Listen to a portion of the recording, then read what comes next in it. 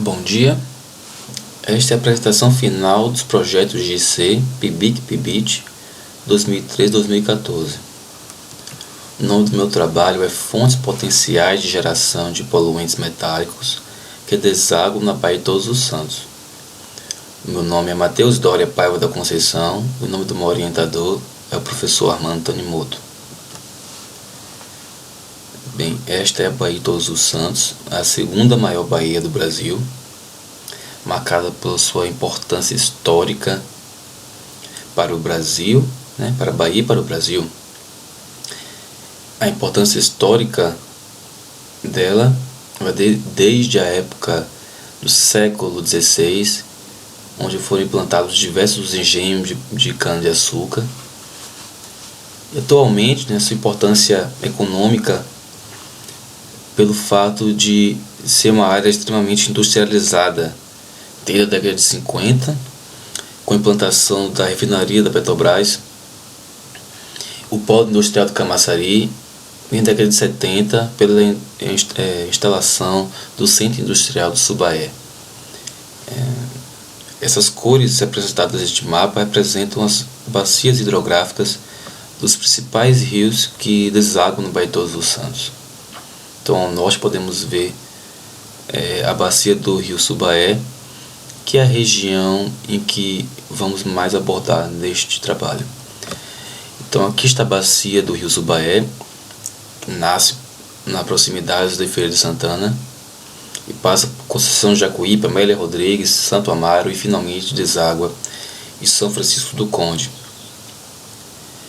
Diversos problemas têm sido relatados nesta bacia por conta desta urbanização e dessa industrialização. Problemas que passam por problemas de contaminação química, que é o assunto que nós iremos tratar aqui. Contaminação química na bacia do rio Subaé,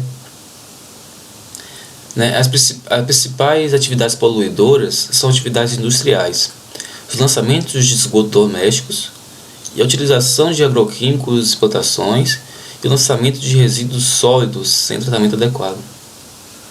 Sendo que dentre os principais contaminantes dos ambientes costeiros destacam-se os metais, sendo que o rio Subaé é a maior fonte de material particulado em suspensão e metais traços para a BTS, sendo que manganês, zinco e chumbo apresentam as maiores concentrações. Então, a justificativa do meu trabalho é a identificação das fontes diretas e indiretas de contaminação, o que permitiria assim entender como os metais atravessam as cadeias produtivas e se não haveria alguma forma de atenuar essas emissões. O objetivo geral do meu trabalho foi realizar o mapeamento dos principais fluxos das diferentes fontes de poluentes de forma qualitativa que contribuem para a contaminação dos metais na Baía de Todos os Santos, sendo que os objetivos específicos podemos citar a identificação e localização das diversas fontes de informações geradas nos últimos 15 anos, qualificação dos impactos ambientais gerados e análise do potencial de contaminação dos pontos onde hoje são descartados, e mostrar os fluxos dos poluentes utilizando o software Sankey. A metodologia do trabalho passou por o acesso a bibliotecas, a Biblioteca Instituto Meio Ambiente e Recursos Hídricos do Estado da Bahia, o INEMA, o Centro Industrial de Subaé, da Associação do Centro Industrial de Aratu, o acesso ao portal periódico da CAPES, análise de congressos temáticos, análise de dados disponíveis, estudo do software Sankey. Entretanto, durante os estudos, durante a obtenção dos dados, tivemos certos problemas para encontrar dados referentes aos metais nos efluentes das indústrias que desaguam na Baía de Todos os Santos. Infelizmente não foi possível obter esses dados nas fontes citadas. Então fomos forçados a mudar de parâmetro, o que não haveria tanto problema, pois a principal função do trabalho é mostrar as principais fontes diretas e indiretas de contaminação e qualificação dessas fontes. Então utilizamos o parâmetro DBO e DQO para fazer esse trabalho, por dois motivos. O primeiro dele foi porque esses dados foram mais facilmente encontrados nos relatórios e nas fontes. E o segundo porque este é um problema recorrente na bacia do rio Subaé. Como podemos ver aqui neste gráfico, nesta tabela, alguns pontos onde são feitas medições desses parâmetros, e que em todos esses pontos a média supera o que é estabelecido pelo CONAMA 357, que o limite de DBO deva ser 5 mg por litro. Então podemos ver que de setembro de 2010 a novembro de 2011 a média extrapolou o valor certo, o valor correto. Então este é um problema que o rio Subaé enfrenta. Então tornou-se conveniente a mudança dos parâmetros para mostrar a funcionalidade do programa. Podemos ver nessa tabela aqui dados de estações de tratamento de efluentes para comparar primeiro as fontes domésticas.